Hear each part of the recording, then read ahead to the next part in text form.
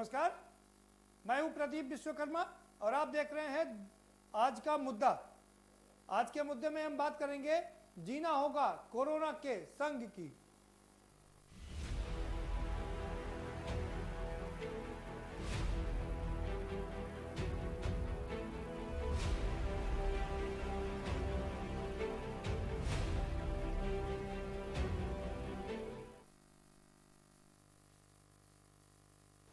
जी हाँ, ये अब तय मान लीजिए, हम पहले भी अपने दर्शकों को आगाह कर चुके हैं कि जो भविष्यवाणियां की जा रही हैं लगातार कि 2021 में ये समाप्त होने वाला नहीं है, 22 तक ये समाप्त नहीं होगा, 25 तक ये हमारा पीछा नहीं छोड़ेगा, हो सकता है कि और लंबा भी चले।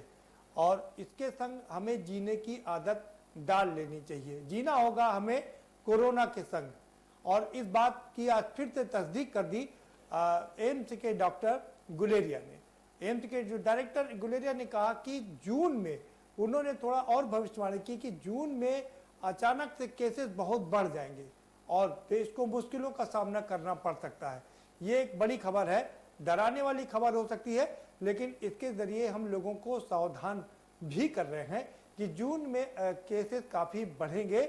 लेकिन गुलेरिया ने एक अच्छी बात यह भी की, डॉक्टर गुलेरिया ने कहा कि जो चीज़ बहुत ऊपर जाती है वो नीचे भी आती है। इसका मतलब यह है कि उसके बाद केसेस कम भी होंगे। तो क्या हमने जो पहले आपको दिखाया था कि अगस्त के सेकेंड वीक तक ये काफ़ी हद तक इसके केसेस यहाँ पर कम हो जाएंगे, तो क्या ऐसा होगा और उसके बाद फिर से बढ़ेगा? और जो हम आपको बता रहे थे कि सर्ज के हिसाब से चलेगा, यानी कि ऊपर नीचे होता रहेगा, कभी ज़्यादा कभी कम, ये हमें सताता रहेगा। लेकिन हम इसके संग हमको जीने की आदत डाल लेनी चाहिए। इसी पर हम चर्चा करेंगे। हमारे साथ खास मेहमानों का पैनल जुड़ा हुआ है, हम उनसे आपका परिचय कराएंगे, लेकिन उससे पहले आपको एक रिपोर्ट दिखा देते हैं। जरा ये रिपोर्ट देख लीजिए कि दरअसल डॉक्टर गुलेरिया ने कहा क्या है और उसके मायने क्या है।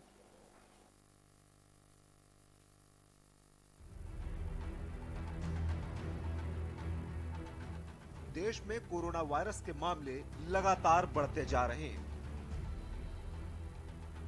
इस बीच एम्स निदेशक रणदीप गुलेरिया ने कोरोना को लेकर बड़ा खुलासा किया है।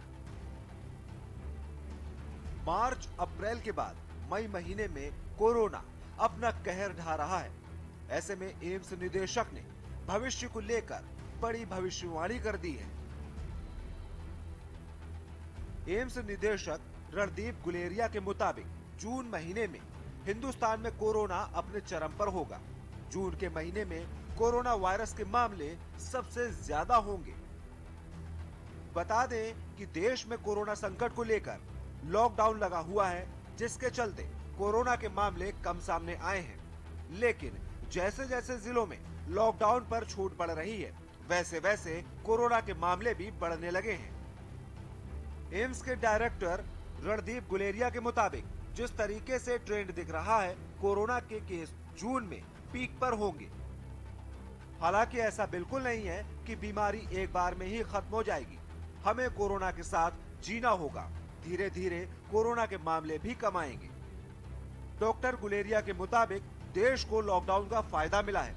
लॉकडाउन की वजह से ही मामले ज्यादा नहीं बढ़े। दूसरे देशों के मुकाबले भारत में कम मामले बढ़े हैं। अस्पतालों ने लॉकडाउन में अपनी आगे की तैयारी भी कर ली है। डॉक्टर्स को प्रशिक्षण दिए गए हैं। पीपीई किट्स, वेंटिलेटर्स और जरूरी मेडिकल उपकरणों के इंतजाम हुए हैं। कोरोना की जांच भी तेजी से बढ़ी है।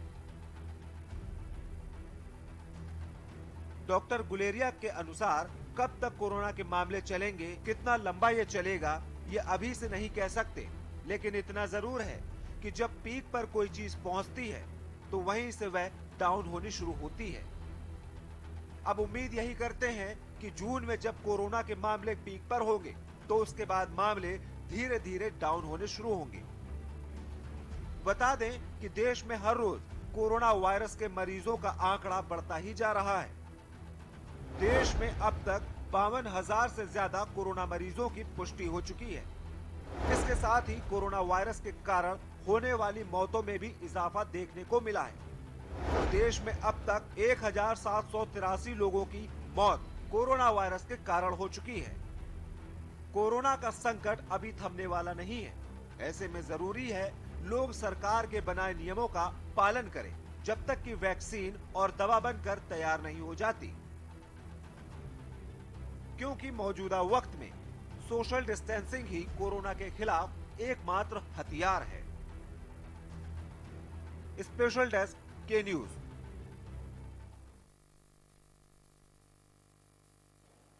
जी हाँ, तो डरा रहे हैं डॉक्टर गुलेरिया, हमें सावधान कर रहे हैं कि जून हमारे लिए मुसीबतों का सबब हो सकता है और इसके लिए हमें सावधान होना चाहिए।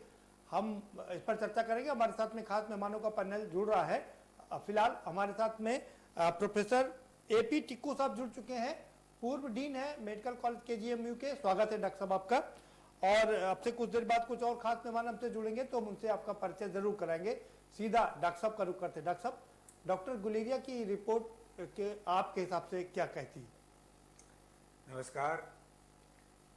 ये मेरा समझना है कि देखिए, कोरोना का जो मसला है ये 2 महीने से 2.5 महीने से पूरे विश्व में चल रहा है और जब ये शुरू हुआ था तब इसके बारे में कोई भी देश इसके लिए तैयार नहीं था और इसके लिए उसने कोई उसका एक्सपेक्टेशन नहीं था कि क्या ये है वायरस, कहाँ से आया है, इसके लिए क्या करना है। कोई तैयारी खास किसी देश की भी नहीं थी। लेकिन ऐसे ऐसे जैसे वक्त गुजरा है, 2 महीने का टाइम हो गया है, तो हम लोगों ने देखा है कि हमारे देश में भी और जगहों भी इसकी तैयारी और इसके लिए प्रिपरेशन काफ़ी हद तक स्ट्रैटेजीज और तरीके तौर और दवाइयों का सब एक्सपेरिमेंट्स ये सब चालू हो गए हैं और कुछ वक्त में ये आ जाएंगे। तो ये जो कहर है जिसको आप कहते हैं कोरोना का, ये कहर बहुत दिन नहीं चलेगा, लेकिन कोरोना अपनी जगह से जाने वाला नहीं है जल्दी। ये बात हम लोग को समझनी चाहिए और कोरोना के साथ रहना सीखना ही पड़ेगा। और इसके लिए जो हम लोग के गवर्नमेंट के गाइडलाइंस टाइम एंड अगेन आते रहते हैं, उनको देखना है, उनको फॉलो करना जरूरी है। ये गाइडलाइंस धीरे धीरे बदलते रहेंगे। जैसे जैसे कोरोना की सिचुएशन बदलेंगी, गाइडलाइंस भी बदलेंगे और रूल्स एंड रेगुलेशंस भी बदलेंगे और वो हम लोग को इसको फॉलो करना सबको ज़रूरी है। ये बात तय करके समझ लीजिए कि जब तक वैक्सीन नहीं आएगी, ये बहुत लोगों का, विशेषज्ञों का कहना है कि जब तक वैक्सीन नहीं आएगी ये कोरोना से आपको सतर्क रहना है और इसके लिए सावधानी बरतनी है। और वैक्सीन आने में लोगों का, विशेषज्ञों का कहना यह है दुनिया में कि 2 साल से 2.5 साल लग सकता है। फिर वैक्सीन आने के बाद इतने सारे लोगों को वैक्सीनेट करने में भी 2 से 2.5 साल और लग सकता है। तो ये बात स्पष्ट है कि कोरोना से जूझना हम लोग को लंबे वक्त तक इससे लड़ाई करनी पड़ेगी। ये 5 साल, 6 साल, 4 साल की लड़ाई है और आगे भी हो सकता है इसको करना पड़े और उसकी सावधानी बरतनी पड़े। तो हम लोग जो फेस मास्क पहन रहे हैं, जो सोशल डिस्टेंसिंग कर रहे हैं और जो हम लोग प्रिकॉशंस ले रहे हैं, जो गवर्नमेंट के गाइडलाइंस है और हम लोग भी समझ रहे हैं और विशेषज्ञ सब बताते रहते हैं, ये फॉलो करने ज़रूरी हैं। इससे हम लोग को ये नहीं सोचना है कि अब हम लोग एकदम ढील दे दें, ढीले पड़ जाएं। उससे ये हो सकता है जो बीच में कहर ठीक हो दोबारा से आ जाए। बिल्कुल। तो ये हम लोग को इसको ख्याल रखना है और जो सरकार ने इतने प्रबंध कर दिए हैं और काफ़ी हद तक कंटेन कर लिया इस वायरस को, हमारे प्रदेश में भी तो वायरस के बहुत कंटेनमेंट के रूल्स और रेगुलेशंस आ गए हैं, बहुत तरीके आ गए हैं, सब तरफ तैयारी भी हो गई है और हर तरफ से इसको नाकाबंदी जैसे की जा सकती है, जैसे की गई है। जी, लेकिन सवाल ये उठता कि डॉक्टर साहब सब तरफ से नाकेबंदी कर दी गई है, उसके बावजूद ये जून में जो प्रोडक्शन दिखा रहे हैं डॉक्टर गुलेरिया कह रहे हैं, वो किस बिना पर दिखा रहे हैं, किस आधार पर बता रहे हैं? वो ये आधार पे बता रहे हैं कि जैसे कि हम लोग कहते हैं इतिहास में पढ़ाई करी जाए कि जो इतिहास में हुआ है उसको हिस्ट्री रिपीट्स इटसेल्फ कहा जाता है कि इतिहास दोहराता है।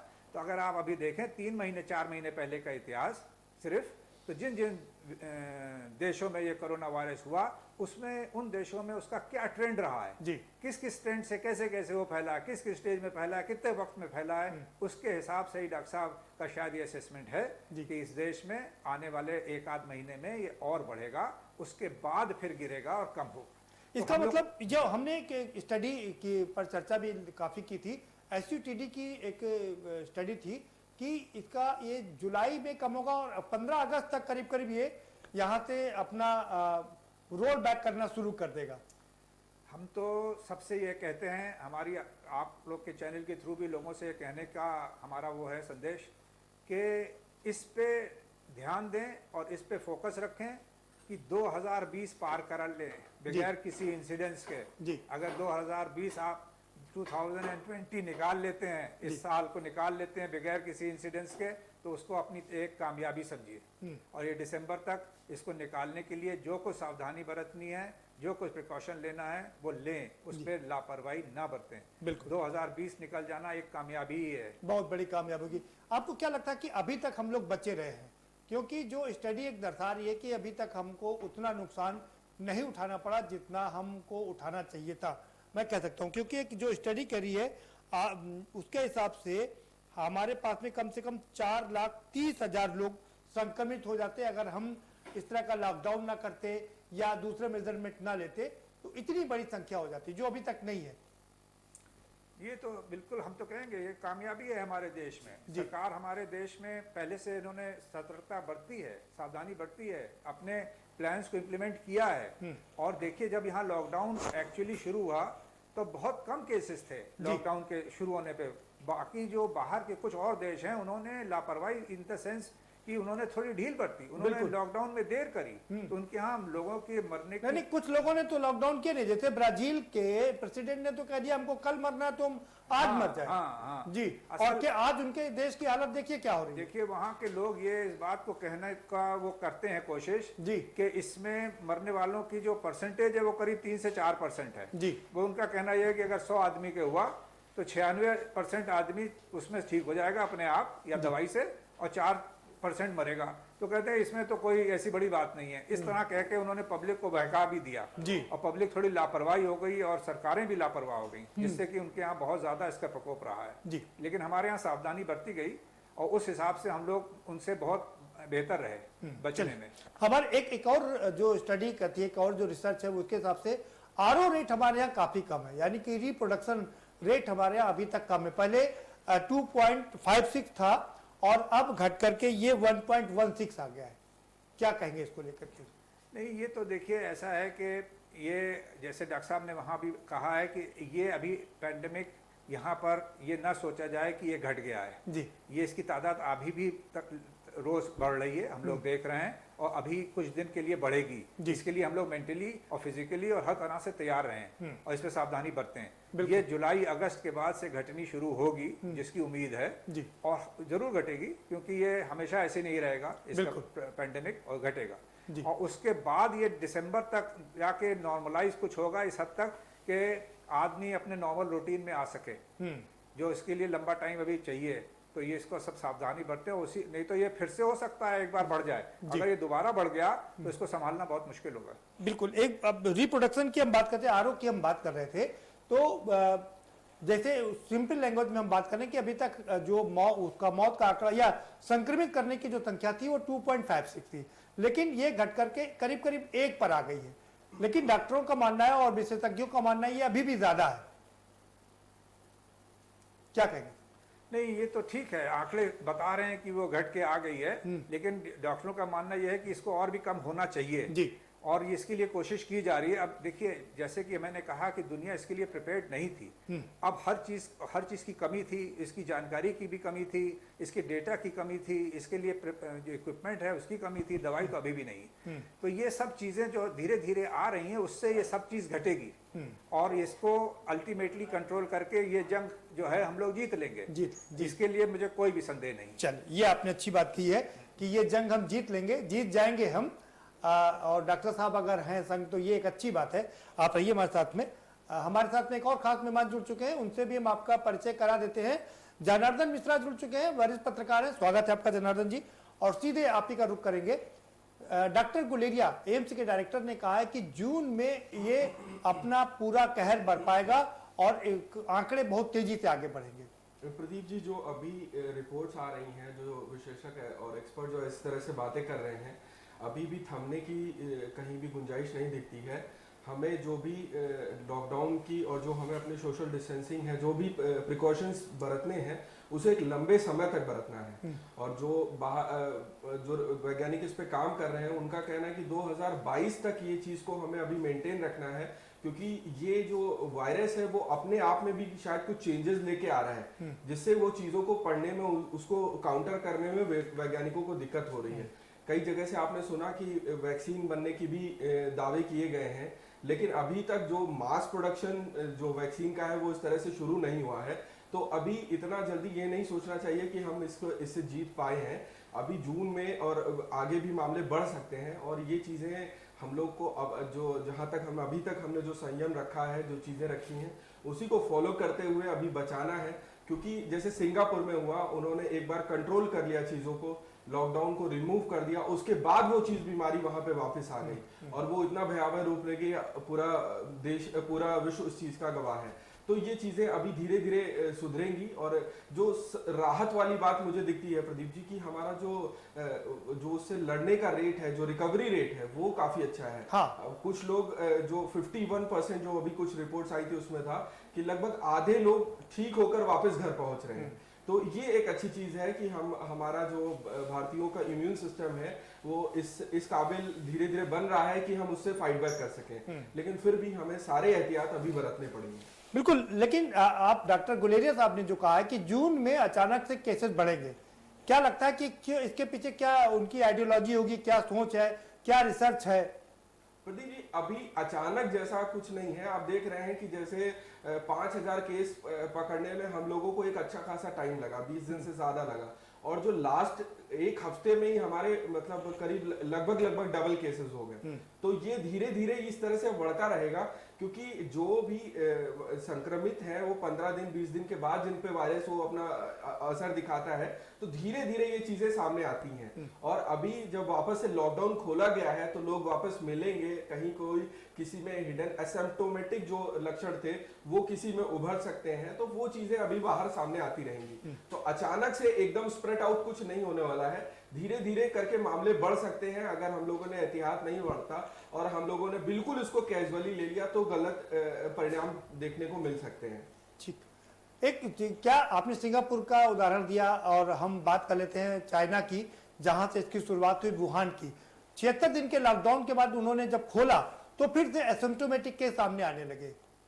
क्या यही डर सता रहा है, क्या यही चीज है क्या? प्रदीप जी, बिल्कुल यही चीज है। अगर अभी इस चीज को, जैसे मैंने बताया कि कुछ रिपोर्ट जो वर्ल्ड लेवल पे जो एजेंसी इस पे काम कर रही है, उनका है कि 2022 तक 2022 तक हमें प्रिकॉशंस तो लेने ही पड़ेंगे, क्योंकि ये मैंने बताया ना, कुछ बाहर की कंट्रीज में जो इसका रिसर्च हो रहा है उसमें बताया गया कि वायरस भी अपने आप को अपग्रेड कर रहा है, अपने आप को चेंज कर रहा है, अपने वातावरण के हिसाब से वो ढलता जा रहा है। तो इसको अभी काउंटर करने में समय लगेगा, और ऐसी चीजों में अगर हम प्रिकॉशंस लेना बंद कर देंगे या थोड़ा सा भी इसमें हमने लापरवाही बरती तो चीजें भयावह हो सकती हैं। अभी तक जो हमने तपस्या की है वो फिर किसी काम की नहीं रह जाएगी। बिल्कुल। डॉक्टर साहब का रुख करेंगे। डॉक्टर साहब, जनार्दन मिश्रा लगातार एक बात कह रहे हैं कि ये जो अपना स्वरूप बदल रहा है उसको शायद हम मेडिकली टर्म में उसको म्यूटेशन कह सकते हैं जी। ये जो म्यूटेशन हो रहा है, अब तक जो 10 उसके स्वरूप सामने आ चुके हैं, जिसमें से A1 उसका स्वरूप ज्यादा निकल के सामने आ रहा है। क्या कहेंगे कि ये सबसे मुश्किल काम यही है कि इसीलिए इसका तोड़ नहीं निकाला जा पा रहा? हाँ, ये असल में ये भी नहीं तय कर पा रहे हैं दुनिया में, अभी इसमें भी डिबेट चल रही है कि क्या ये वायरस जो है वो मैन मेड है या ये वायरस कहाँ से आया है। इस पे अभी सारी दुनिया में चर्चा चल रही है, कोई अभी इस पे तय नहीं हो पाया है, लेकिन म्यूटेशन है, कई टाइप के इसके वेरिएंट्स हैं, ये पता चला है और ये सामने बात आई है। लेकिन जैसे इन्होंने अभी भाई साहब बता रहे थे कि हमारे देश में हमने ये देखा गया है कि लोगों में रेजिस्टेंस जो है इसके खिलाफ है और देशों से के हिसाब से ज़्यादा है, ये नज़र आ रहा है। और ये बहुत अच्छी बात है, यहाँ के लोगों में रेजिस्टेंस, अगर जो स्ट्रेन यहाँ इंडिया में है, जो भी स्ट्रेन है, अगर उसके लिए रेजिस्टेंस ज़्यादा है तो यहाँ कम लोग इससे इसके उसमें लपेट में आएंगे। लेकिन फिर भी यहाँ पर क्योंकि इतनी जनसंख्या है, अगर लपेट में आ भी गए तो बहुत लोग इसमें फंस भी सकते हैं। तो सावधानी तो हम लोग को बरतनी ही पड़ेगी। नहीं, क्योंकि हम आपसे ही समझेंगे, हमारी जो इम्यून सिस्टम है वो इसलिए मजबूत है क्योंकि यहाँ विश्व की सबसे यंग जनरेशन यहाँ पर रहती है। देखिए, इस बात को तो ये बताया ही गया है कि ये जो लोग प्रभावित हो रहे हैं और जिनमें इसमें मृत्यु भी हो रही है, वो ज्यादातर उन लोग की हो रही है जो एक एज से ज्यादा है, 50 के ऊपर हैं, और या वो किसी और बीमारी से घिरे हुए भी हैं। तो और यंगर लोग इसके लिए रेजिस्टेंस है। तो हमारे देश में तो यंग लोगों की जनरेशन की तादाद बहुत ज़्यादा है। और हमारे देश में देखिए ये लोग जो हैं वो जो बाकी देशों के हिसाब से जो इलनेसेस बाकी जो जगहों पे हो रही है हमारे देश में नहीं इतनी फैलती हैं, इतनी जल्दी फैलती हैं, ये पहले भी देखा गया है। तो हमें इसका तो एक राहत जरूर मिलेगी। जो नेचुरल इम्यून सिस्टम है हमारा वो हर जगह फ़र्क होता है। जैसे कि अफ्रीका में लोगों का इम्यून सिस्टम जो है वो फ़र्क है, और जो वेस्ट में गोरे लोग हैं जो उनके फ़र्क सिस्टम्स हैं, जो यूरोपियंस हैं, हम लोग का इम्यून सिस्टम एशियंस का फ़र्क है, लेकिन उसी हिसाब से ये हम लोग को डील करने में आसानी भी होगी। बिल्कुल नहीं, लेकिन एक चीज़ और आपसे समझेंगे कि हमारे यहाँ इम्यून सिस्टम सबसे ज़्यादा है क्योंकि हम ज़्यादातर हमारी आबादी वो 35 के आसपास की है। और लेकिन दूसरी सबसे बड़ी समस्या हमारे यहाँ जो बुराई है, जैसे शराब की जो बुराई है, 13 करोड़ लोग तो एडिक्टेड बताए जाते हैं और करीब 40 करोड़ लोग इसका सेवन करते हैं। तो क्या इस कारण भी यहाँ पर दिक्कत हो सकती है? देखिए शराब के लिए तो ये कहना भाई बहुत मुश्किल बात है कि शराब से क्या, ऑलरेडी शराब से कई बीमारियां होती हैं, ये सबको पता ही है। और उसके से कई लोग पीड़ित हैं ही हैं देश में, ये भी लोगों को पता है। और ये भी पता है कि जो किसी और बीमारी से पीड़ित होगा और किसी और बीमारी से के उसमें होगा लपेट में, उसको कोरोना का इफेक्ट ज़्यादा होगा जी। और ये बात काफ़ी धीरे धीरे स्पष्ट हो रही है। लेकिन जैसे जैसे वक्त निकलेगा और नॉलेज बढ़ेगी और तरीके सामने आएंगे और हम लोग को सुविधाएं मिलेंगी और इससे लड़ने के लिए हम लोग की शक्ति और हर चीज़ बढ़ेगी। जी जनार्दन जी करोगे। जनार्दन, मैं आपसे भी वही चीज़ समझने की कोशिश करूंगा, क्योंकि हमारे यहाँ इसका असर इसलिए कम दिखाई दे रहा है। इम्यून सिस्टम ज़्यादा है, इम्यून सिस्टम इसलिए ज़्यादा है क्योंकि हमारे यंगर जनरेशन है, लेकिन जिस तरह की बुराइयां हैं हमारे देश में वो मुसीबत को बढ़ा सकती है। लगता है कि आपको ऐसा? प्रदीप जी, जो स्टडी कर रहे हैं उन साइंटिस्ट का कहना है कि साउथ एशिया में ये इसका प्रभाव थोड़ा सा कम देखने को मिला है। साउथ एशिया में जब हम बात करते हैं तो मेनली फोकस इंडिया और बांग्लादेश और पाकिस्तान है, अफगानिस्तान। तो इसमें हर्ड कम इम्यूनिटी होती है। हर्ड इम्यूनिटी वो है कि जैसे जो जानवरों में मिलती है जो झुंड में रहते हैं। लेकिन हर्ड इम्यूनिटी को भी किसी ने सहमति नहीं दी है। डॉक्टर साहब से आप जो अपनी बात रख लीजिए, डॉक्टर साहब से इसका कंफर्मेशन लेंगे। जी, तो ये एक रिपोर्ट आई थी कि इस वजह से फाइट बैक करने की जो हम लोग की क्षमता है वो शायद ज्यादा है। प्रदीप ये चीज तो हमें मतलब देखना पड़ेगा कि हमारा जो मेडिकल सिस्टम है वो इतना ज्यादा स्ट्रांग नहीं है। हम लोग अगर रैंकिंग की बात करें तो 100 के भी पार आते हैं। तो अगर कहीं ना कहीं इस मामले में हम लोगों ने फाइट बैक किया है तो इम्यूनिटी ही एकमात्र बेस बना है और जो हम लोग का अपना संयम रहा है। तो ये चीजें ही सिर्फ निकल के आई हैं जिससे हम लोगों ने अभी तक इसका बचाव कर पाए हैं। और इसमें जो आप कह रहे हैं यंग जनरेशन, एक बड़ी संख्या में यंग जनरेशन ने इस चीज को इसके पार पाया। बहुत लोग इसमें संक्रमित हुए लेकिन वो लड़के वापस आए। 6 to 60 वाला डॉक्टर्स बताते हैं कि 6 से कम और 60 से ज्यादा इसमें ज्यादा बीमारी के खतरे रहते हैं। और साथ ही साथ जिनको कोई क्रॉनिकल डिजीज है तो उनको ये दिक्कतें मतलब ये ऐसे वायरस पकड़ने की ज्यादा चीजें मतलब वो उसकी प्रोबेबिलिटी होती है। और जो चीजें मुझे लगता है कि ये जो एक्सपर्ट्स देख रहे हैं वो नॉर्मल वायरस जो है, जो सारे वायरस जिस तरह एक्ट करते हैं उसी के परिभाषा के आधार पर हम लोग उसको डिफाइन कर रहे हैं। जो पर्टिकुलर और पिक्यूलियर चीज है वो अभी धीरे धीरे बाहर आ रही है। ठीक, आएंगे आपकी बात में। इस बीच हमारे साथ एक और खास मेहमान जुड़ चुके हैं, आनंद पांडे जुड़ गए हैं, समाजवादी पार्टी के नेता हैं। स्वागत है आपका आनंद जी। और क्या कहेंगे, क्योंकि एम्स के डायरेक्टर ए गुलेरिया ने भविष्यवाणी की है कि जून में अचानक से केसेस काफी बढ़ जाएंगे।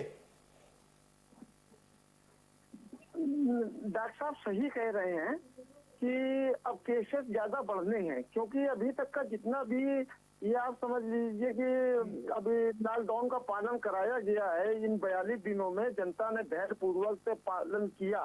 मगर जो अभी मौजूदा समय में जो माहौल देखने को मिला है, जिस हिसाब से ये शराब की दुकानें खोल दी गई हैं और जिस प्रकार से जनता ये सड़कों पर उतर के आ करके और ये अफरा तफरी का माहौल करके हजारों की संख्या में भीड़ लगा करके और लॉकडाउन का मतलब जो उल्लंघन किया है और एक के ऊपर एक, तो सोशल डिस्टेंसिंग का कहीं ना कहीं लोगों ने कोई ख्याल तो रखा नहीं है। और जो भी हमारे ये प्रवासी मजदूर चले आ रहे हैं बाहर से हजारों की संख्या में एक साथ भिड़ते हुए, और ट्रेनों में अभी मैं वो देख रहा था, एक वीडियो हमारे पास में आया था कि ट्रेन में आपस में मारपीट हो गई थी, एक के ऊपर एक लदे हुए थे। इस प्रकार से सोशल डिस्टेंसिंग का कहीं भी किसी प्रकार का कोई पालन नहीं किया गया। और ये लोग जब भी आएंगे तो आने के बाद में गांव में आएंगे, गांव में आने के बाद में जिस प्रकार से मैं देख रहा हूं कि सरकार की ओर से कोई भी व्यवस्था ऐसी नहीं की गई है कि जिनको 14 रोज कहीं पर किसी स्कूल में रोक करके और उनको खाने पीने का इंतजाम करके उनको कहीं पर रोका जा सके। जो भी मजदूर आ रहे हैं वो लोग खुद ही थाने भी जा रहे हैं, चौकी पे जा रहे हैं और अपनी जांच भी करवा रहे हैं आने के बाद में भी। उसके बावजूद भी वहाँ का जो भी शासन है और प्रशासन है वो सीधे कह देता है कि आप अपने घर जाइए, हमारी डॉक्टर की टीम आएगी 4 दिन बाद आपका जांच कराएगी, चेकअप कराएगी। तो मौजूदा समय में जो माहौल बन रहा है, जबकि आप ही लोगों के हिसाब से वैज्ञानिकों ने बताया कि ये कम से कम कुछ नहीं तो जांच होने के बाद में ये 20 रोज से 21 रोज में पता चलता है कि आपकी कोरोना है कि नहीं है ये चीज। तो जिस हिसाब से मौजूदा समय में अफरा तफरी है तो आनंद पांडे जी आप हाँ प्रदीप जी, आनंद पांडे जी आप कह रहे हैं हजारों श्रमिक तो छोड़िए लाखों श्रमिक वापस जा रहे हैं अपने घर की ओर और जिस तरह से मिलके जा रहे हैं तो दिक्कत हो सकती है। ठीक है, आप बिल्कुल ठीक फरमा रहे हैं, लेकिन आप ही लोग सवाल उठा रहे थे कि गरीब मजदूर फंसे हुए हैं उनको वापस क्यों नहीं लाया जा रहा है, और अब आप आरोप लगा रहे हैं कि उन्हें कैसे क्यों लाया जा रहा है। नहीं सर, मैंने ये कभी नहीं, अब उनको लाना चाहिए, उनको शुरू में ही ले आना चाहिए। आज 42 दिनों के बाद में जो भी लाया जा रहा है उन मजदूरों के साथ में बाकायदा किराया लिया जा रहा है और आज भी लोगों के पास में रसीदें हैं, किराया वो भी 50 रुपए बढ़ करके लिया जा रहा है विरोधी। अब जैसे कर्नाटक में आप स्थिति देख लीजिए, वहाँ पर मजदूरों को बंधुआ मजदूर के रूप में बांध करके रखा गया, उनको आने नहीं दिया जा रहा है। कई मतलब प्रदेशों में ऐसा है, कई राज्यों में ऐसा है जो उत्तर प्रदेश और बिहार के मजदूर फंसे हुए हैं, उनको बंधुआ मजदूर के रूप में रखा जा रहा है और उनको यहाँ पर आने नहीं दिया जा रहा है, क्योंकि वहाँ के फैक्ट्री मालिकों को, वहाँ के लोगों को मालूम है कि पता नहीं ये मजदूर लौटे या न लौटे।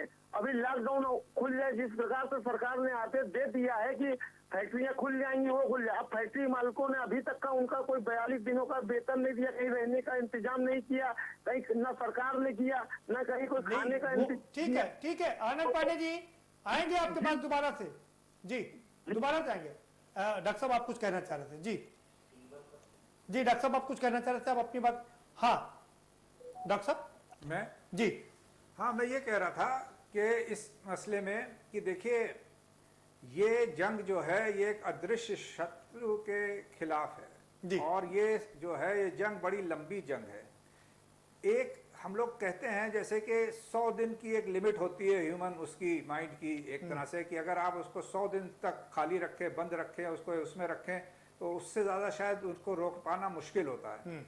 और धीरे धीरे अभी तो 42 दिन हुए हैं, लेकिन ये ध्यान रखना पड़ेगा, ये सबको ध्यान रखना पड़ेगा कि ये एक ऐसी चीज नहीं है जिसमें लापरवाही बरती जाए, क्योंकि ये कभी भी जो हम लोग इतना सब लोग ने इसका प्रिकॉशन लिया है, इतना सब बंद किया है और इतना काम सबका रुका है, आमदनी रुकी है, सबको दिक्कतें हुई हैं, लेकिन अब वो ये ना हो कि एक जो इसका जो ग्राफ है वो नीचे जब आने का टाइम हो तो नीचे ना आके फिर चढ़ने लगे। तो ये इसके लिए तो सबको एकजुट होकर ही काम करना पड़ेगा। और ये लापरवाही जो हम लोग ने देखी, लोगों ने की, अभी बहुत भीड़ लगाई रास्ते में और लोग खड़े हुए, लेकिन ये एक बहुत ऐसा मसला जो है, ये अगर लोग समझें कि ना करें तो ये इससे सभी का भला। देखिए मैं फिर कहता हूँ कि सरकार की जो गाइडलाइंस जो हैं, जो सोशल डिस्टेंसिंग की गाइडलाइंस हैं, जो लॉकडाउन की गाइडलाइंस हैं, ये फॉलो करने से आप किसी के ऊपर एहसान नहीं कर रहे। बिल्कुल, आप ये एहसान अपने परिवार पे कर रहे हैं और इसको आपको ध्यान देना है, इसकी जिम्मेवारी आपकी है।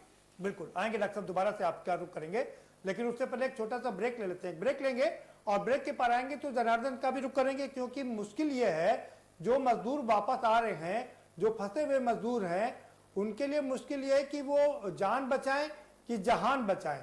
और बड़ी बात यह है कि उनको इस बात का इल्म ही नहीं कि सोशल डिस्टेंसिंग के मायने क्या होते हैं, क्योंकि उनको तो अपने रोजमर्रा के काम से फुर्सत नहीं है। वो रोज कमाते हैं, रोज खाते हैं, और जिस तरह से अपने घर से दूर रहे हैं लंबे समय तक, तो जाहिर सी बात है उनकी तड़प बढ़ी है कि वो किसी भी तरह से अपने घर पहुंच जाएं और अपने आप को सुरक्षित महसूस करें, अपने घर वालों को देख लें। लेकिन साथ में ये भी बात बड़ी मौजूद है कि जो फैक्ट्री मालिक हैं अब उनको लगने लगा कि अगर ये चले जाएंगे, जो आनंद पांडे ने बात कही, ये बहुत शानदार बात कही, अगर ये चले जाएंगे तो उनका काम कैसे चलेगा। इन सब बातों पर चर्चा करेंगे, लेकिन एक छोटे से ब्रेक के बाद।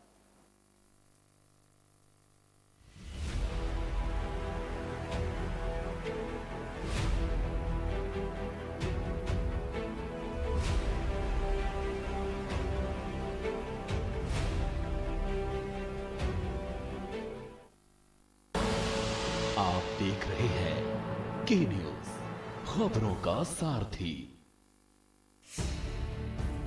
वैश्विक महामारी कोरोना के खिलाफ पूरा देश आदरणीय प्रधानमंत्री श्री नरेंद्र मोदी जी के नेतृत्व में 135 करोड़ आबादी के बेहतर स्वास्थ्य और सुरक्षित भविष्य के लिए एकजुट होकर कार्य कर रहा है। आपदा की इस घड़ी में उत्तर प्रदेश सरकार दूसरे राज्यों में रह रहे अपने प्रत्येक नागरिक की पूरी सुरक्षा के लिए कृत संकल्पित है। सभी राज्य सरकारों से समन्वय स्थापित करते हुए प्रयास किया जा रहा है कि उत्तर प्रदेश के सभी कामगारों, श्रमिकों एवं युवाओं को उनके घरों तक सुरक्षित पहुंचाया जा सके। इसीलिए सभी राज्य सरकारों से अनुरोध करके सूची बनवाई जा रही है, जिसमें उनका नाम, पता, टेलीफोन नंबर एवं स्वास्थ्य परीक्षण रिपोर्ट का अंकन कराया जा रहा है। आपसे विनम्र अपील है कि अपना धैर्य बनाए रखें, जो जहां है वहीं रहे, पैदल यात्रा न करें। उत्तर प्रदेश सरकार आपकी सुरक्षित वापसी के लिए चरणबद्ध व्यवस्था कर रही है।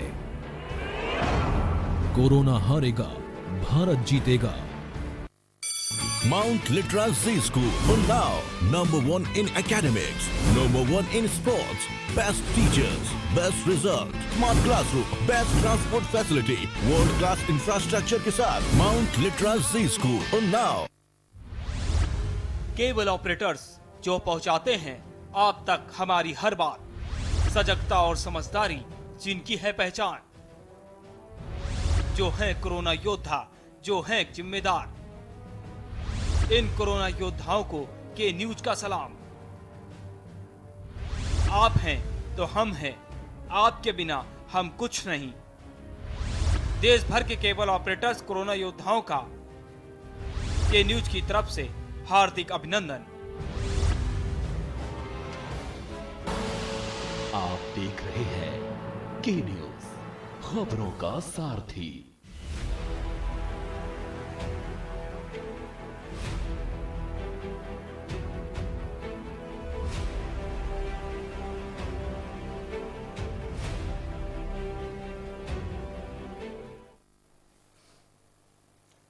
ब्रेक के बाद आपका स्वागत है और हम डॉक्टर साहब का रुख करेंगे, क्योंकि एक बहुत ही महत्वपूर्ण मसले पर उनकी राय जानना बहुत जरूरी है, जो जनार्दन जी ने उठाई है। हार्ड इम्यूनिटी की बात कर रहे थे डॉक्टर साहब। हार्ड इम्यूनिटी पर लगातार चर्चा होती रही है, लेकिन अभी तक इसको सक्सेस के रूप में नहीं देखा गया है, क्योंकि जिसने भी हार्ड इम्यूनिटी की बात की, जैसे ब्राजील की हम बात कर रहे थे, तो इसका खामियाजा भुगतना पड़ा। क्योंकि इसमें जहां तक जानकारी निकल के आ रही है कि जब तक 65% लोग हार्ड इम्यून डेवलप नहीं कर लेते हैं, तब तक ये कारगर नहीं होगी और बहुत मुश्किल है इस तरह से हो पाना। क्या कहेंगे आप? मैं तो ये इस बात को कहूँगा कि देखिए, फुल प्रूफ इसके खिलाफ कोरोना के अभी फिलहाल कुछ भी नहीं है जी पूरी दुनिया में, और हर आदमी का स्पेकुलेशन है, हर आदमी सोच का अपना बता रहा है कि इसके लिए ये है, इसके लिए वो है। फुल प्रूफ कोई अभी नहीं है। फुल प्रूफ इसके लिए प्रिकॉशन और प्रिवेंशन इसकी वैक्सीन ही होगी जी। वैक्सीन जब तक नहीं आएगी हम लोग इसको वो तो ठीक है, अपनी जगह है। हार्ड इम्यूनिटी पर आपकी क्या राय है? इम्यूनिटी है लेकिन वो इम्यूनिटी के बारे में आप देखिए, हर जगह इसका स्ट्रेन भी फर्क है जी। ये भी सबको पता है, ये एक शायद स्ट्रेन नहीं है, अलग अलग इसके म्यूटेंट्स हैं। तो उसमें किस वक्त किसकी इम्यूनिटी कहाँ काम कर रही है, कहाँ नहीं कर रही है, ये भी अभी आपके सामने तस्वीर साफ नहीं है। बिल्कुल, तस्वीर सिर्फ ये साफ है अभी तक इतने दिनों में कि एक एज से ऊपर का आदमी इसके लिए इम्यून नहीं है, जिसको कोई क्रॉनिक डिजीज है वो इसके लिए इम्यून नहीं है, और यंगर जनरेशन का आदमी की इम्यूनिटी इसके लिए ज्यादा है। अभी तक बस इतनी ही बात स्पष्ट है। एक चीज और समझना चाहेंगे आपसे, जो एड्स का वायरस है, जो वो भी म्यूटेशन करता है, कलर चेंज करता है अपना, जिसको डायग्नोस नहीं कर पाए हम लोग, क्या वो आज तक बना हुआ है और हमने उसके साथ जीने की आदत डाल ली है? क्या कुछ करीब वैसा भी है, वैसा ही है ये? कोरोना वायरस के साथ जीने की आदत तो देखिए डालनी ही पड़ेगी जी। ये फेस ऑफ द अर्थ से डिसअपियर नहीं होगा और बहुत जल्दी तो नहीं होगा और इसके साथ जीना पड़ेगा जी। लेकिन एज टाइम विल पास, जैसे जैसे वक्त गुजरेगा हम लोग इसके लिए ज़्यादा प्रिपेयर्ड होंगे। मेडिकल हमारे यहाँ डॉक्टरों और जो मेडिकल साइंस और जो इंडिया में हमारे देश में जो भी अवेलेबिलिटी है वो दुनिया में और कहीं किसी से कोई कम नहीं है। इसको ना समझें कि यहाँ पर मेडिकल फैसिलिटी कम है, ऐसा बिल्कुल भी नहीं है। यहाँ बहुत सब चीज़ के लिए पर्याप्त है। मेडिकल साइंस और मेडिकल प्रोफेशनल्स हमारे इसको डील करने के लिए कर भी रहे हैं, बहुत कामयाबी से काम भी कर रहे हैं। और अभी कई चीज़ें नई आ रही हैं, उस पर एक्सपेरिमेंट्स हो रहा है और उस पर अभी ICMR के भी कुछ गाइडलाइंस आए हैं एक्सपेरिमेंट के। वो सब अभी धीरे धीरे सब चीज़ों के ऊपर काबू करने के लिए काम चल रहा है। जो होगा काम होगा, इस पे काबू होगा। चलिए हम आएंगे दोबारा से आपसे, समझेंगे इसके जो लक्षण है, इसको जो सिम्टम्स हैं वो लगातार चेंज हो रहे हैं। WHO के जो सिम्टम बताए जा रहे थे, अब नए कुछ सिम्टम्स आ गए कि खून के थक्के जमने लगे हैं। इन सब पर भी हम आपकी राय जरूर लेंगे, लेकिन जरा जनार्दन जी का रुख करें। जनार्दन, क्या लगता है कि जिस तरह से पांडे जी कह रहे, आनंद पांडे कह रहे हैं कि अब मालिकों को ये लग गया कि अगर ये श्रमिक चले गए तो उनकी फैक्ट्री नहीं चल पाएगी, तो उनको रोकने की कोशिश कर रहे हैं और श्रमिक घर जाना चाहते हैं। बड़ी दुविधा में है इस समय लोग। प्रदीप जी, बड़ी दुविधापूर्ण स्थिति इसलिए भी है क्योंकि ये जो जिनको रोज का भोजन नहीं मिल रहा है जी, उनके लिए जीने मरने की बात है। और कई लोगों से मतलब मैंने स्वयं भी ग्राउंड रिपोर्टिंग में सुना कि अगर मरना ही है तो मैं अपने घर में जाके मरे। बिल्कुल एक आत्मिक संतुष्टि मिलती है। वो आदमी खुला बोलता है, कहता है जब मुझे कुछ यहाँ खाने को नहीं, जब मुझे मरना ही है तो मैं अपने घर जाके, इसलिए वो लोग बेचारे पैदल चल रहे हैं। 14 किलोमीटर पैदल चल रहे हैं, सैकड़ों के ऊपर चले जा रहे हैं। तो ये स्थिति एक मार्मिक है और बहुत ही संवेदनशील स्थिति है। सरकार इसमें प्रयास जरूर कर रही है, ऐसा नहीं, मैं पांडे जी की बात जो कह रहे थे कि ऐसी व्यवस्था नहीं है, कई जगह ऐसी व्यवस्था की गई है। हालांकि मैंने पहले भी इस चीज को कहा है, ये एक पहली बार इस तरह की आपदा और इतनी बड़ी रूप में आई है, तो अभी हम लोग 100% अप टू डेट होंगे, इसमें बहुत समय लगेगा। बिल्कुल नहीं, मैं आपसे एक समझना चाह रहा हूँ कि अगर यही फैक्ट्री मालिकों ने, जैसा आप कह रहे हैं कि बहुत सारे लोगों को खाना नहीं मिला, उनको वो चीजें नहीं मिली जो मिलनी चाहिए थी, अगर इन फैक्ट्री मालिकों ने पहले ध्यान दिया होता तो उनमें, उन श्रमिकों में आज इतना उतावलापन ना होता, शायद वो प्रोटेक्टेड महसूस कर रहे होते। जी बिल्कुल, देखिए आज तक जो मतलब जिस सफलता को हमने यहाँ पे प्राप्त किया है लॉकडाउन की, उसका मात्र कारण ये है कि अगर किसी को भोजन आप उपलब्ध करा देते हैं तो उसको जरूरत नहीं है कि वो बाहर जाकर या कहीं पर वो कुछ करेगा। तो प्रशासन की, और अगर कोई किसी ने जबरदस्ती किसी को रोका हुआ है तो ये तो एक पुलिस का भी मामला बन जाता है। तो इस तरह की परिस्थितियां आ रही हैं और कहीं ना कहीं से देखिए फोन के माध्यम से, या आज जैसे उत्तर प्रदेश गवर्नमेंट ने एक वेबसाइट निकाली है कि हमको वापस जाना, इस तरह आप उस पर रजिस्ट्रेशन कर सकते हैं। तो ऐसे अगर कोई सामने आता है तो मुझे लगता है सरकार उस पर एक्शन लेगी, लेकिन ये एडमिनिस्ट्रेशन का मामला है और ऐसे लोगों के खिलाफ सख्त से सख्त कार्रवाई नहीं, लेकिन हर काम कानून से नहीं हो सकता है ना, कुछ चीजें तो आपको अपने से करनी पड़ेगी। जैसे श्रम मालिकों से कहा गया कि आप इनकी तनख्वाह मत रोकें, उनको जहां पर है उनकी सुविधा का ख्याल रखें, लेकिन उनकी मजबूरी है कि उनके पास पैसा नहीं है, इसलिए वो कह रहे हैं कि हम पैसा नहीं दे पाएंगे। अब उनकी मजबूरी है कि मजदूर नहीं मिल रहे हैं उनको, तो उनकी फैक्ट्री नहीं चल पाएगी। प्रदीप जी, आपने आप ही के चैनल पर और सारी जगह ये दिख रहा है कि कई समाज सेवी संस्थाएं आकर उसका लोगों की मदद कर रही हैं। तो मानवीय संवेदनाओं की अपेक्षा हम उनसे कर सकते हैं जो मानवीय गुणों को रखते हैं जी। अगर कोई फैक्ट्री मालिक, बहुत लोगों ने उनका मजदूरों का मदद भी किया है, बहुत लोगों ने उनको पहुंचाया भी है, लेकिन अगर कुछ नहीं कर रहे हैं तो जाहिर सी बात है वहां पे प्रशासन को, शासन को सामने आना ही पड़ेगा। अगर किसी से हम अनुरोध ही मात्र कर रहे हैं, अगर हम किसी को बोलते हैं जगह भीड़ मत लगाइए, जैसे अभी कितनी दुकानों पे लंबी एकदम से पूरा भीड़ पहुंच गई, तो अगर अनुरोध नहीं समझ रहे हैं तभी तो प्रशासन को सामने आना पड़ता है। ठीक बात। तो ये चीजों के लिए तो प्रशासन को हमेशा कमर कस के तैयार रहना पड़ेगा कि अगर वो एक स्टेप लेते हैं, जैसे लॉकडाउन में कुछ छूट उन्होंने दी, उसके जो परिणाम आ रहे हैं तो उसको निपटने के लिए तैयार रहना पड़ेगा। बिल्कुल, आएंगे आपके पास में, आनंद जी का रुख करेंगे। आनंद पांडे जी, आपने ये बात बिल्कुल ठीक कही कि श्रमिक साथ में जुड़ करके चले आए, लेकिन उनकी मुश्किल भी हमको समझनी पड़ेगी कि उनमें घर जाने की इतना उतावलापन है। 40 दिन से आदमी बाहर है, उसको कुछ समझ नहीं आ रहा, वो किसी भी कीमत पर घर जाना चाहता है। ऐसे में वो सोशल डिस्टेंसिंग का कतई पालन नहीं करता है, आप कैसे उनको शिक्षा देंगे? देखिए संजय जी, मैं तो किसी के पास जानता हूँ कि प्रधानमंत्री जी अपने चुनावी भाषण में कहा करते थे कि मजदूरों का भी हवाई जहाज में घूमते हैं तो चप्पल पहन करके चलते हैं। आज है और मैं जिस दिन आऊंगा उस दिन मैं अपने मजदूर भाइयों को हवाई जहाज में, अरे आप हवाई जहाज में बैठाने की तो बात आप छोड़ दें, तो कम से कम उस समय से लेकर आज तक मजदूरों को आप अपने घरों में ही पहुंचा देते।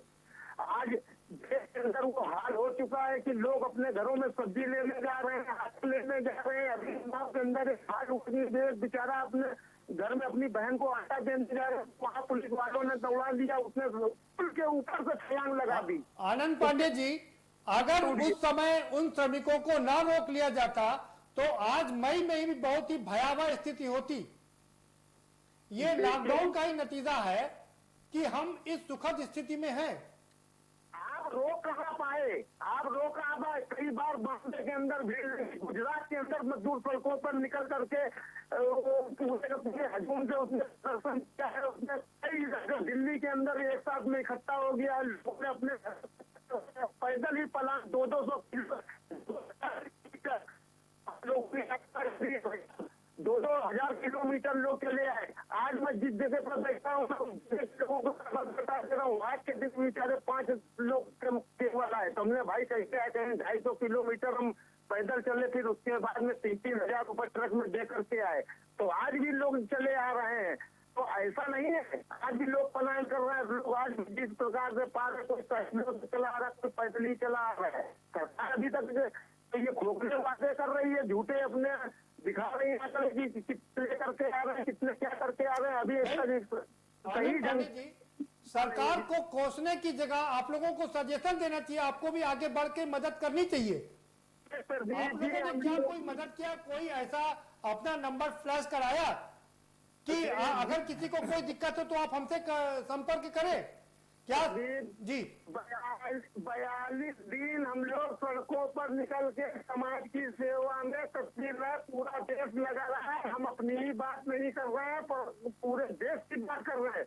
और जिस प्रकार देश के नागरिकों ने, समाज सेवियों ने सहयोग किया, हम आपकी बात कर रहे हैं।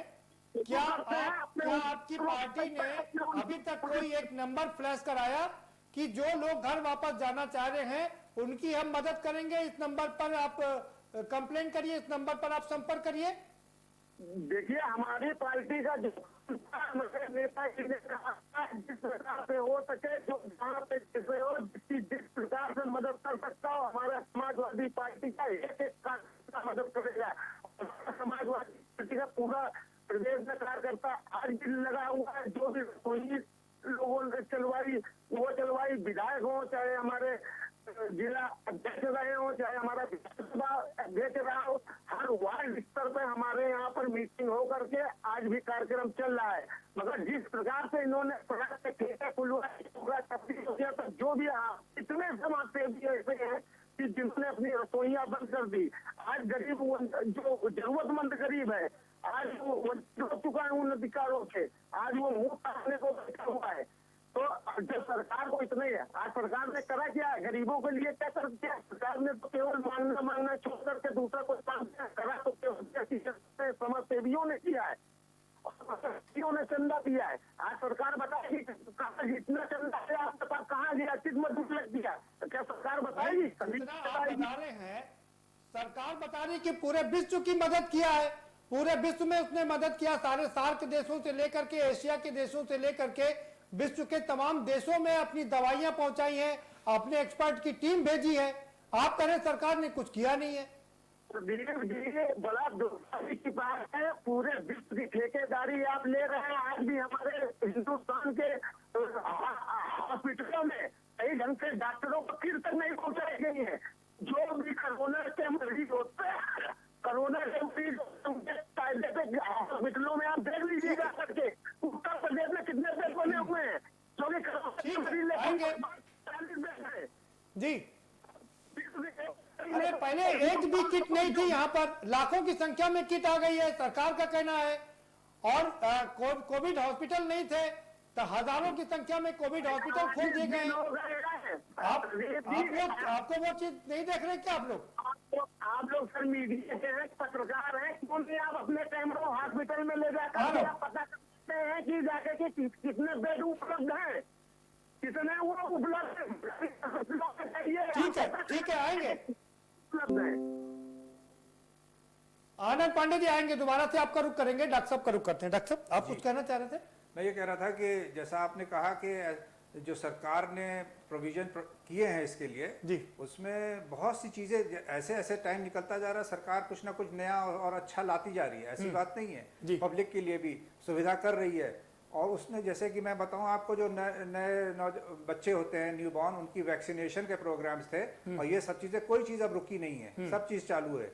कैंसर के मरीजों का इलाज चालू है, इमरजेंसी का मरीजों का इलाज चालू है, सब चीजों का इलाज चालू है। लेकिन डॉक्टर साहब इससे भी इनकार नहीं कर सकता कि पीपीई किट ना होने की वजह से पीपीई किट की कमी रही इनिशियली, लेकिन वो अगर आप देखिए तो पूरी दुनिया में रही है। बिल्कुल, मैं आपको पहले से कह रहा हूँ, दुनिया इसके लिए प्रिपेयर्ड नहीं थी। हाँ, और अब जैसे जैसे टाइम निकलता जा रहा है, एक अनफॉर्चुनेट ये भी रहा कि विदेश से जो हमारे पास पीपीई किट आई वो फेलियर साबित हुई। आज भी लखनऊ में भी जो किट आई थी वो भी खराब साबित निकली।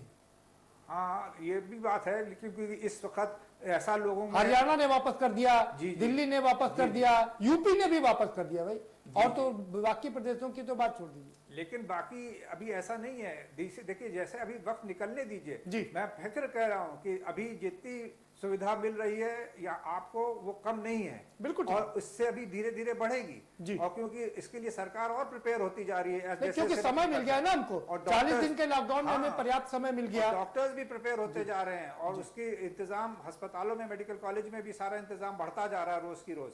तो ये आप इसको लड़ने के लिए क्षमता बढ़ती जा रही है, और वो इससे ये कंट्रोल में होगा, ऐसा नहीं है। लेकिन पब्लिक को सावधानी बरतनी बहुत जरूरी है। पब्लिक को सावधानी बरतनी, हम आप उसी से एक और आपसे बहुत शानदार चीज मुझे समझना है। हम सिम्टम्स की बात कर रहे थे, लक्षण की बात कर रहे थे। शुरू में 3-4 लक्षण दिखाई दे रहे थे, सर्दी, बुखार, जुकाम, खांसी, ये 4-5 लक्षण थे, लेकिन अब ये बढ़कर के 10 हो गए। पैरों में चकत्ते आ जाना, ब्लड क्लॉटिंग, एक नया वो टर्म आया है। क्या लगता है कि ये नए तरीके से आक्रमण कर रहा है, अटैक कर रहा है ये वायरस?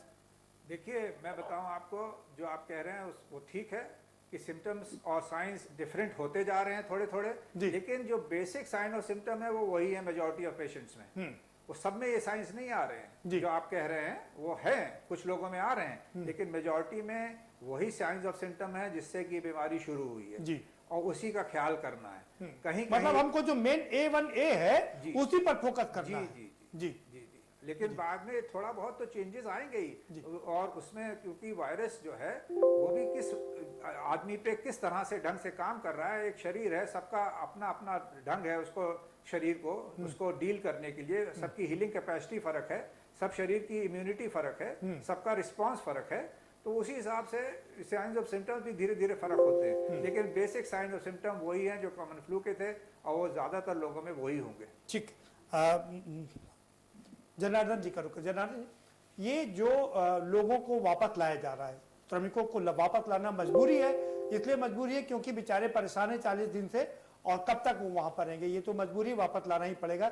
लेकिन ये एक समस्या खड़ी कर सकते हैं।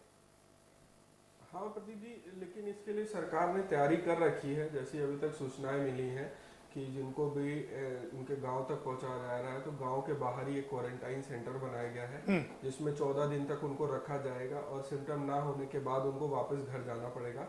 अगर किसी को सिम्टम दिखता है तो उसकी कार्रवाई दूसरी है। नहीं, बहुत तमाम केस ऐसे जहाँ सिम्टम दिखाई नहीं दे रहे ना, और 29 दिन के बाद में सिम्टम्स आ रहे हैं। प्रदीप जी, ये इसीलिए उनको 14 दिन नॉर्मल एक रखा गया है कि 14 दिन में हम क्वारंटाइन करते हैं। देखिए प्रदीप जी, क्वारंटाइन जो है ये एक इटालियन वर्ड है। नहीं, क्वारंटीन का तो हम समझ गए कि वहां से निकल के आए, 40 दिन के लिए मामला था, वो ठीक है, लेकिन बड़ी बात ये है कि क्वारंटीन 14 दिन का क्या ये पर्याप्त है, ये अपने आप में बड़ा सवाल है। दूसरा, उसी का मैं आपको जवाब देने का प्रयास कर रहा था कि देखिए 40 दिन के लिए पहले जो शब्द लिया गया था वो 40 दिन के लिए था, उसके बाद वो 30 दिन का हुआ। आज के परिवेश में, आज के चीजों में टर्म वही यूज कर रहे हैं, लेकिन उसको हम 14 दिन की बात कर रहे हैं। तो किस पर कितने दिन दिन में असर करेगा, कुछ एसिम्प्टोमेटिक होते हैं और 1 महीने बाद उसको असर दिखाई देता है। ये जैसा डॉक्टर साहब ने, प्रोफेसर साहब ने हमारे साथ है, उन्होंने कहा कि वो body to body, person to person वो डिपेंड करता है। बिल्कुल ठीक। अभी देखिए हमारे जो साइंटिस्ट हैं, डॉक्टर्स हैं, उन्होंने प्लाज्मा थेरेपी का प्रयास किया, लेकिन सेंटर की तरफ से गाइडलाइंस आई कि ये 100% सक्सेसफुल नहीं है। तो ये चीजें तो अभी धीरे धीरे नहीं, लेकिन उन्होंने मना भी नहीं किया कि ये अनसक्सेसफुल भी नहीं है। नहीं प्रदीप जी, क्योंकि कुछ लोगों में इसके पॉजिटिव रिजल्ट मिले जी, लेकिन उस पर टोटल रिलाई करना अभी संभव नहीं है। बिल्कुल ठीक। वो एक बिल्कुल ठीक कर रहे हैं, उसका एक इलाज नहीं है वो, लेकिन कई जगह ठीक हुए तो एक जगह डेथ भी हो गई है, ये भी बड़ा मुश्किल है। अभी आएंगे आपके पास में दोबारा से। आनंद पांडे जी का रुख करते हैं। आनंद पांडे जी, जिस तरह से श्रमिकों को वापस लाना मजबूरी थी, उसी तरीके से लाखों लोग हमारे विदेशों में भी फंसे हुए हैं। यूएई हो, अमेरिका हो, तमाम 10 देशों से लाखों लोगों को लाना शुरू कर दिया है। लाना तो पड़ेगा ना भाई। देखिए, उनको तो मोदी जी प्रथम लाएंगे। तो आज हम मानते हैं कि 2 करोड़ लोग पूरे हिंदुस्तान का पूरे विश्व में फैला हुआ है, और उनको लाना भी चाहिए, क्योंकि उनकी वहाँ की नागरिकता नहीं है, वो हिंदुस्तान ही के नागरिक हैं, वो भी हमारे देश के नागरिक हैं। उनके लिए भी करना चाहिए सरकार को। सरकार करने का प्रयास भी कर रही है, मगर जो मैं तो यही देख रहा हूँ कि ये पूंजीपतियों की सरकार एक केवल बन करके रह गई है। जो जमीन पर बेचारे, मैं उन मजदूरों की बात कर रहा हूँ, लोगों की बात कर रहा हूँ, श्रमिकों को भी ला रहे हैं, बाहर से लोग फंसे हुए हैं, उनसे भी बाकायदा पैसा लेकर के 50-50 हजार का 1-1 लाख रुपए का टिकट दे करके ला रहे हैं। तो कहाँ से पूंजीपतियों की सरकार बता रहे हैं आप? ये सरकार पहले उनको फ्री लाई है, उसके पहले फ्री लाई है, अब भले टिकट ले रही होगी, एक अलग बात है। मगर जिस हिसाब से आज सरकार ने कहा था कि हम जितने भी हमारे श्रमिक हैं हम सबको फ्री भिजवाएंगे और इतना ये करेंगे, तो ये सब मूर्ख बनाने वाली बातें रही हैं। वो बेचारे जितने भी आ रहे हैं सब टिकट लेके आ रहे हैं, पैसा एक्स्ट्रा दे करके आ रहे हैं। मैं तो सरकार से अनुरोध यही करूंगा, यही हमारे देश की मजबूती है, यही स्तंभ है। अगर आज हमारे देश में श्रमिक नहीं होगा तो आज हम देश की तरक्की नहीं कर सकते हैं। आज जो बुनियादी ढांचा अगर आज हमारे देश का है तो ये ठीक है आपकी, यही है। और इनको देश का किसान और देश का ठीक है कि ये हमारी बुनियाद है। अगर इन्हीं चीजों से आज हमारा देश मजबूत होता है, और इनको अगर आप ख्याल नहीं करते हैं तो मोदी जी आप याद कर लीजिए कि आपने क्या कहा था, और उसमें आप इस समय आप क्या दिखा रहे हैं। तो जनता के सामने असली चेहरा आ चुका है हमारे प्रधानमंत्री जी का, हमारे मुख्यमंत्री जी का। तो अब ये तो बात की बात है, इस समय दुख की घड़ी है, और दुख की घड़ी में हम सब भाई देश इस समय महामारी से गुजर रहा है आनंद पांडे जी, और आप आरोप लगाने में मशगूल हैं। आरोप लगाने की जगह सरकार को मदद करिए और देश को महामारी से निकालने में मदद करिए। आऊंगा आपके पास में। ठीक है, ठीक है, ठीक है, आएंगे जनार्दन जी। ठीक है, ठीक है जनार्दन जी, ये आपका फाइनल कमेंट क्या कहेंगे कि जून में केसेस बढ़ेंगे और उसके बाद घटने थोड़ा शुरू होंगे, ये एक अच्छी खबर निकल के आ रही। फाइनल कमेंट आपका। प्रदीप जी, ये जो हम लोग जितने भी दर्शक हैं हमारे, सबको समझना चाहिए ये मंत्र एकदम हर बार, हर जगह, हर समय आपको सोशल डिस्टेंसिंग का पालन करना है। और जो गाइडलाइंस मिल रही है वहां पर लोग, वहां पर जो टीम्स लगी हुई हैं रोज अपने अपडेट करते हैं, उनको फॉलो करना है। खुद को सुरक्षित रखिए, परिवार को, और फिर समाज को। ठीक, डॉक्टर साहब आपका फाइनल कमेंट, आप क्या संदेश देना चाहेंगे? क्योंकि आप पिछले 40 साल से काम कर रहे हैं, प्रोफेसर हैं, आपकी बात का ज्यादा प्रभाव है। आप संदेश, देश को क्या संदेश देना चाहते हैं? मैं तो ये सिर्फ कहना चाहूँगा आखिर में कि जैसे मैंने इसमें कहा कि 2020 अगर आपका अनइवेंटफुल निकल जाए जी, तो उसको एक अपनी कामयाबी समझिए जी। और जैसे कि कहा गया है, जान है तो जहान है जी। तो इसको हम अपना इवेंट, बहुत शुक्रिया आप सभी मेहमानों का इस कार्यक्रम में भाग लेने के लिए, अपने अमूल्य विचार रखने के लिए। तो बड़ी बात यह कि जून में केसेस बढ़ सकते हैं, ये डॉक्टर गुलेरिया का कहना है, जो कि डायरेक्टर हैं एम्स के। और उन्होंने लेकिन चलते चलते एक और अच्छी बात कह दिया है कि जो चीज ऊपर जाती है वो वापस नीचे भी जरूर आती है। जून में केसेस बढ़ेंगे तो उसके बाद नीचे भी आएंगे ये केसेस। इसका मतलब ये मान लिया जाए, जो हमने सबसे पहले SUTD की रिपोर्ट अपने के न्यूज चैनल पर दिखाई थी, उसका भी असर कहीं देखने को मिलेगा। और 15 अगस्त तक की जो बात की गई थी कि अगस्त के सेकेंड वीक तक काफी केसेस कम हो जाएंगे, वो शायद ये भी भविष्यवाणी सच साबित होगी। फिलहाल इस कार्यक्रम में इतना ही। आप हमें दीजिए इजाजत और बाकी खबरों के लिए देखते रहिए के न्यूज इंडिया। जहां भी जाए रिश्ते बनाए।